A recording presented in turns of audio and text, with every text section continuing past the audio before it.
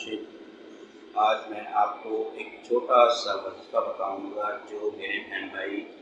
ان مشکل حالات میں، اس مہنگائی کی وجہ سے دن بدن قرض میں پھنستے جا رہے ہیں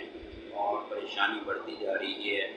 ان کے لیے یہ ایک چھوٹا سا مختصر سا وظیفہ ہے کہ آپ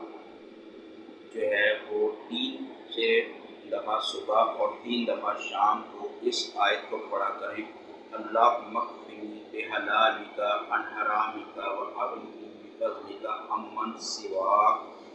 اور سارا دن چلتے پھرتے استغفر اللہ کا ورد کرتے رہیں۔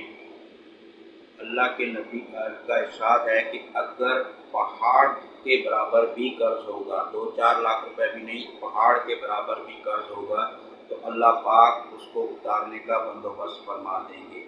اس یقین کے ساتھ اور نیت کے ساتھ اس آیت کو، یہ آیت آپ کو ویڈیو کے آخر میں بھی مل جائے گی، اس آیت کو 3 بار صبح اور 3 بار شام کو پڑھیں اور ہر وقت استغفر اللہ کا ورد کرتے رہیں۔ انشاءاللہ بہت جلد آپ قرض سے نجات پا جائیں گے، کیونکہ قرض کے بارے میں کہا جاتا ہے کہ یہ شہید کو بھی معاف نہیں ہے،